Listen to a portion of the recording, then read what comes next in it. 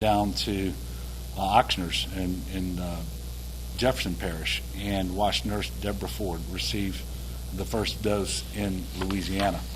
A year later, the vaccine is now available to everyone in our state 5 years of age and older, and 2.29 million Louisianans have been fully vaccinated. That's right at 50%. About 57% have initiated their vaccination series.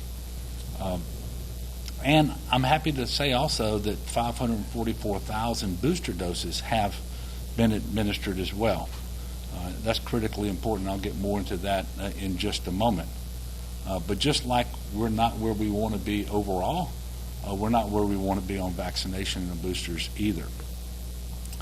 A year ago today, we reported 3,269 new cases as we were going into the week of Christmas. Today, we're reporting 1,025. A year ago today, we had 1,584 people in the hospital with COVID-19. Today, we have 196. Now, you all have been covering this the whole time, so you know that our progress hasn't been even over the course of the year. Our numbers haven't been improving the whole time. At the end of the summer, particularly in the August time frame, the Delta variant caused the worst surge in cases and hospitalizations that we had seen since the start of the pandemic. The positivity rate on tests administered reached 19%. Today it's 2.1%. I just told you we have 196 people in the hospital today. We had over 3,000 on one day in August. We've had more than 500,000 COVID infections in Louisiana over the course of 2021, and we've lost over 8,000 of our fellow Louisianans in that time period. In total, since the outset of the pandemic, we've lost just shy of 15,000, 14,918 of our brothers and sisters. And sometimes, we talk about numbers and as if they're not real people. All of these are mothers and fathers and aunts and uncles and children. They're our neighbors. And so it is my fervent hope that we won't see the same post-holiday surge coming out of this holiday season that we saw last year. But as has been the case since the outset of the pandemic, but particularly once the vaccines became available, that's going to depend on us and what we do or what we don't do. So if you're not yet vaccinated, please take the time to speak to your doctor or other medical professional so that you can get the reliable information that you need to make the decision to be vaccinated, to protect yourself, your family, your coworkers, your community. And if you're eligible to get your booster dose, please get that taken care of as soon as possible. And you're eligible for a booster if you're more than 2 months past your Johnson & Johnson vaccination, or you're 6 months or more after your second shot of the Moderna or Pfizer vaccines. Only 25% of Louisianans who are eligible for a booster shot have actually received their boosters. And it appears that getting vaccinated, taking the booster, are even more important right now based on the Omicron variant that is not just present elsewhere in the world, but is present here in Louisiana. It has been confirmed to be so. And all indications are it is the most contagious, most easily transmitted form of the virus that has appeared to date. So the added protection afforded by boosters is critically important. And it also appears, and by the way, we all acknowledge there's a lot more to learn about this variant, but it also appears the natural immunity that one gets from having had COVID caused by previous strains isn't particularly effective at protecting one from contracting COVID again because of the Omicron variant. But those people who are vaccinated and boosted have about the same level of protection and the results against this variant as they've had against previous variants of the virus. And that is because the third shot doesn't just get you back to where you were in terms of your immune response after the second shot. It's a multiple of 4 or 5 times the protection that's conferred upon your immune system than was the case after the second shot. And that booster is incredibly important.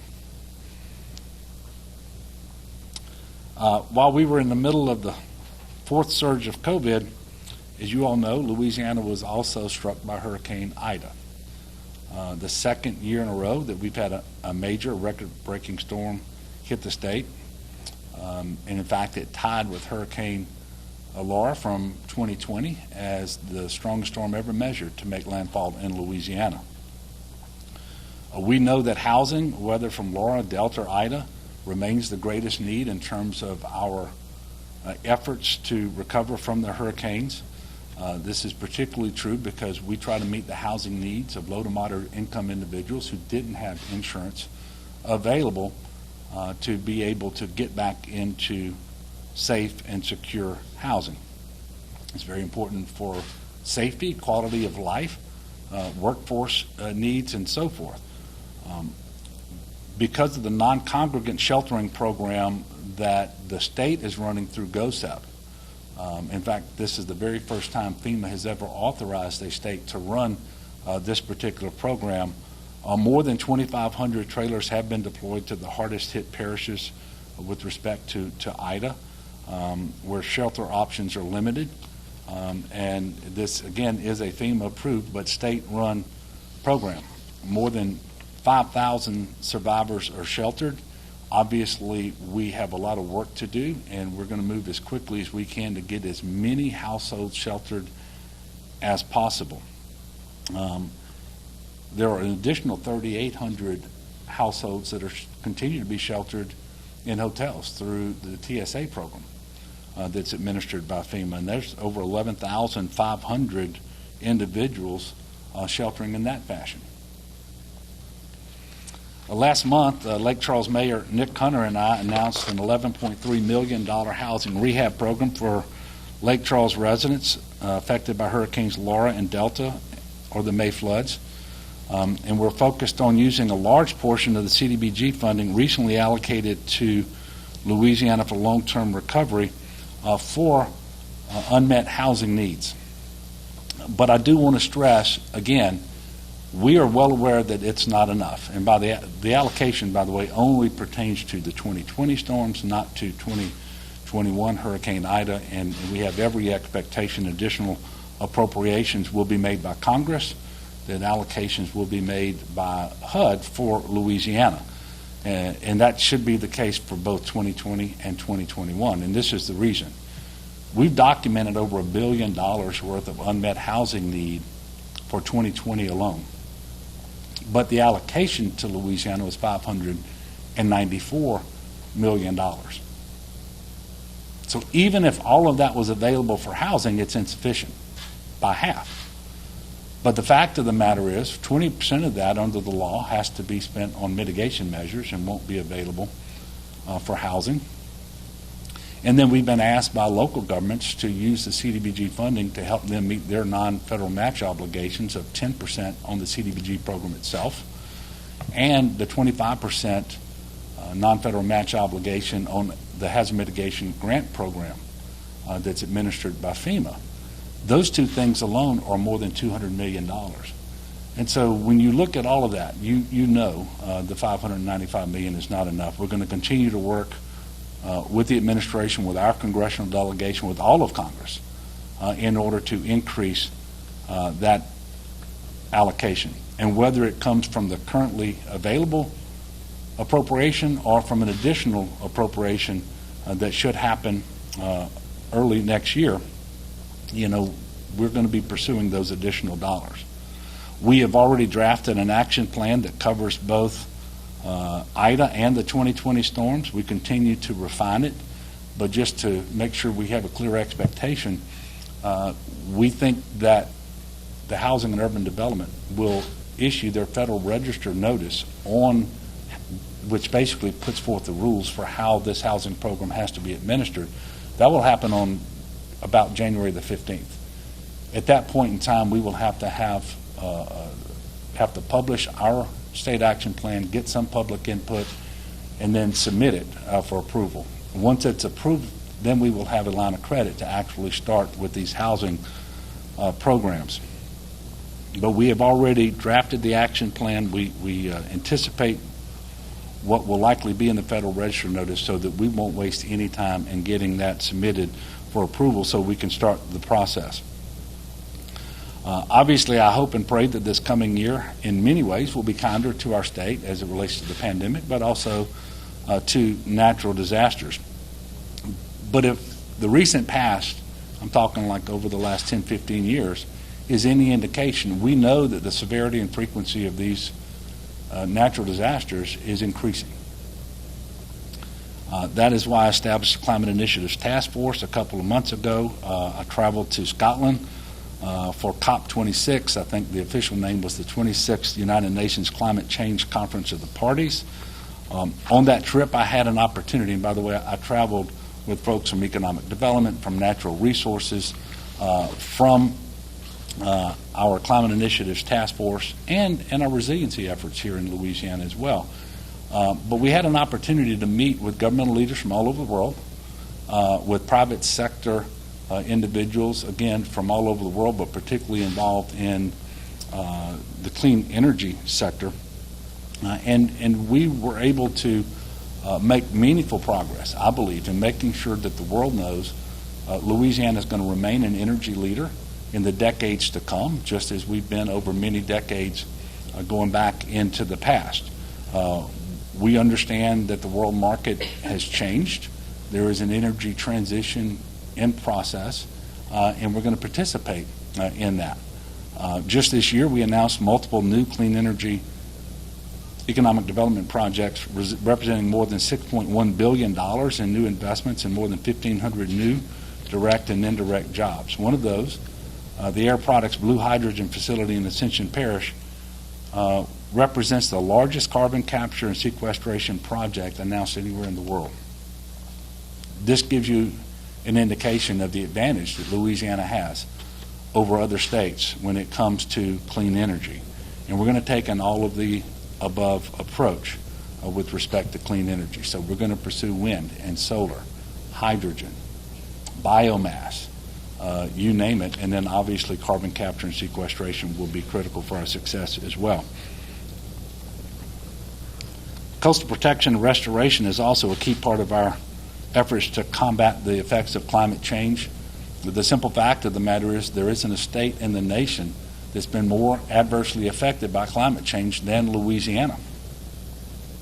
Not just because of the storms that I mentioned a while ago, but also because of sea level rise and the impact that that is having on our coasts. CPRA this year completed the restoration of 2.5 miles of shoreline and 301 acres of beach habitat on Trinity East Island in Terrebonne Parish. Significant progress was also made on upgrades to the Morganza to the Gulf Hurricane Protection System, which provides flood control to 1,900 square miles of Terrebonne and Lafourche parishes. The new permanent floodgate across Grand Bayou completed a 47-mile stretch of continuous hurricane protection and was named in honor of the late State Representative Reggie Vagala. Those are not the only investments we've made in the past year. But I will tell you that investments along the coast paid off in spades this year with Hurricane Ida taking a track not too dissimilar from that of Hurricane Katrina, and it was actually a stronger storm, but we did not have a single federal, state, or local levee that failed. We had a few backwater levees that overtopped. But the protection of life and property, both residential property and commercial property, was just excellent. And we want to thank the people from all over the country who were generous enough to fund the $14 billion effort on the Hurricane Storm Damage Risk Reduction System in the greater New Orleans area. Despite the ongoing disruption of the pandemic and the second direct hit from a major hurricane in as many years, LED landed 34 project wins totaling more than $20 billion in new capital investments. And these wins will result in over 4,900 new direct jobs, more than 10,000 new indirect jobs, and about 5,600 retained jobs. We're also making progress with our investments in infrastructure. In May of this year, DOTD celebrated the beginning of construction on the highly anticipated new I-10 College Drive exit in Baton Rouge. And in July, we announced the first segment of the multi-phased LA 3241 corridor project, which goes all the way back to the TIMES program, which was added to the Constitution, I think, in like 1988, which will construct a new four-lane highway between LA 40 and LA 41 and LA 435 in St. Tammany Parish. One of the bright spots this year for us in Louisiana, and I think for the country as a whole, was the bipartisan passage of the Infrastructure Investment and Jobs Act. And it's going to be very helpful to Louisiana in many, many ways, and I'll just highlight a few of those. With respect to surface transportation infrastructure, over the next 5 years, Louisiana will receive $6 billion in funding. And that represents a net increase over those 5 years of right at $1 billion. So that's $200 million per year, and of course we have a non-federal match obligation on those additional dollars that we're going to have to find too, of about $52 million a year. But this historic infrastructure legislation also allocated $65 billion for broadband expansion across the country. For Louisiana, this will result immediately in an additional $100 million for this purpose, and there will be additional financial resources made available to us out of that remaining fund once the FCC completes its mapping process. And in fact, we believe that there will be several multiples of the $100 million more that's available to us. And of course, we had gotten a start on this effort before that bill was passed. And on November the 1st of this year, the Office of Broadband Development and Connectivity opened the first round of the Gumbo Grant Program application period. And I know we like Gumbo, but in this case it stands for Granting Unserved Municipalities Broadband Opportunities. And we funded that with $177 million from the American Rescue Plan to provide competitive grants to internet service providers and electricity co-ops so that they can compete for those dollars to expand broadband access across unserved areas of our state. And what all of this means is that we are well on our way to eliminating the digital divide that has plagued our state for too long, and doing that by 2029. Fair access to opportunity was a key theme during this year's regular session. We created the first ADA coordinator within the Division of Administration. We also created within the Governor's Office the Office of Human Trafficking and Prevention, which has already started work and has big plans for 2022. And in fact, just last month, we announced that our state has been awarded a $1.5 million grant by the U.S. Department of Justice to improve outcomes for young victims of human trafficking. That's the second time Louisiana has received this multi-year grant. In 2019, we were the only state to be elected. This year, we were one of just 2 states to receive the award. We added workplace accommodations for pregnant and postpartum workers. We protected voting rights and, in fact, expanded early voting period for presidential elections during a time when many states have seen partisan efforts to actually limit access to voting. And to top it all off, we passed a budget that makes significant investments in education at every level, provides support for families on Medicaid, those living with disabilities, foster families, and adoptive parents working with the Department of Children and Family Services, and promotes access to important services for the elderly. It invested in infrastructure, economic development, public safety, and our continued efforts to reform Louisiana's criminal justice system. And I want to thank the legislature for working with me to get all of this done.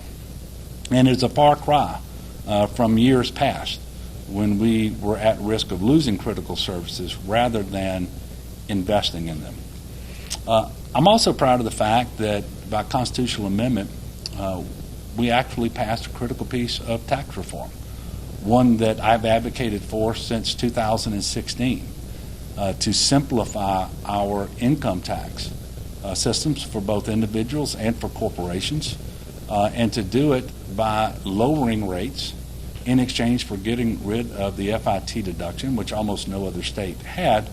And what that allows us to do is be in better control of the revenue that we receive. It's not going to be subject to whether Congress raises or lower taxes, but it's revenue neutral, and it simplifies the tax system so that the nominal and effective tax rates are closer to the same. I believe it was critically important that we do that. I'm very happy that the legislature saw fit to pass that and put it before the voters, and that the voters passed it as well. And it's been clear to people for a long time. We have one of the lowest tax burdens in the country, state and local taxes combined, but they were unnecessarily complex. And so this simplification, I think, will go a long way to improving our business rankings and so forth, but it's going to be good for everyday citizens as well. So as you can see, even though 2021 was filled with all the challenges that we mentioned at the outset of this press conference and many, many more, there are also many accomplishments and things that we can certainly be proud of and things that we can be thankful for.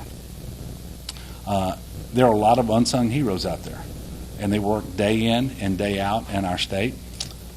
You see me up here, and quite often I'm telling you about what's happening across the state, but you don't see the thousands of workers, state workers, who've had to adjust to life during the pandemic like everybody else to keep our government services flowing to the people. They processed $2.5 million in disaster unemployment assistance after the hurricane this year, made sure that more than 323,000 Louisianans got the disaster SNAP after Hurricane Ida through a virtual process that was very important. It was faster, it was cheaper, but also they didn't have to come together during a pandemic, so it was safer.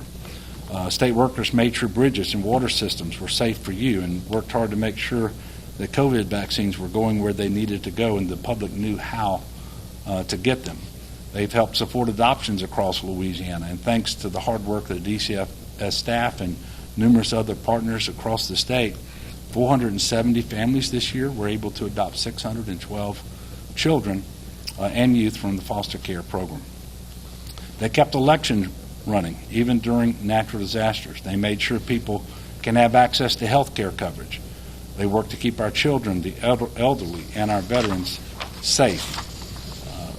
8,891 servicemen from 17 states and territories and members of Louisiana's own National Guard were deployed here in Louisiana to support our preparation for response to and recovery from Hurricane Ida.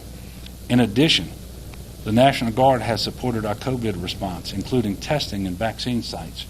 And on any given day, they're administering north of 1,000 vaccines and conducting hundreds of tests all across the state of Louisiana. Thousands more National Guardsmen were deployed overseas for their national security missions this year, their warfighting missions, including the 256th Infantry Brigade of the Louisiana National Guard. So we want to make sure that we thank them as well.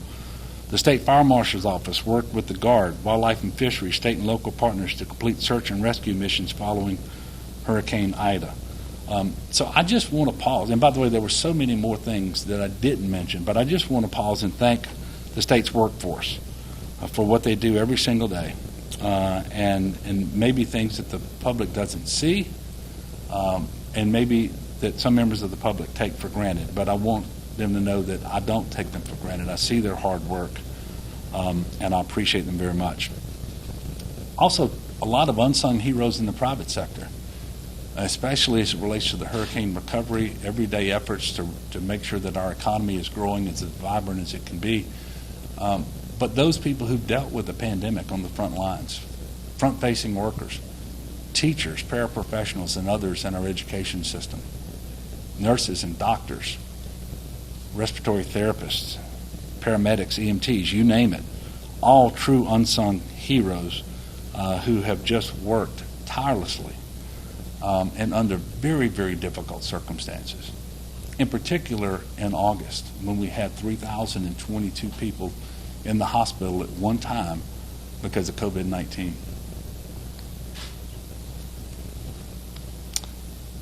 I was asked the other day what song I would choose to sum up 2021 for me. And, you know, I because of the pandemic, the natural disasters, all of the challenges, but also because all of the blessings, everything that we have to be thankful to. The song that's on the forefront of my mind is actually my favorite hymn, How Great Thou Art, because God is great, and He's great all the time, in times of challenge and trials, but He's also great with His blessings. And I know that He's going to be great for us in 2022 as well, and I take great comfort in that. But I do ask everyone to join me in praying and working to make 2022 a better year for our state.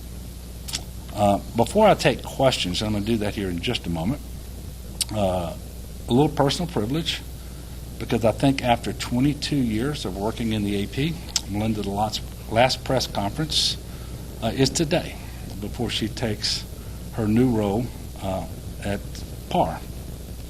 I believe she's covered, 4 different governors? I suspect that there were more press conferences in my administration than all the others combined because of everything that's been going on. And we'll miss you on press row, but I believe PAR will benefit from your experience and from your knowledge about state government, and I look forward to working with you and PAR as you begin this new path.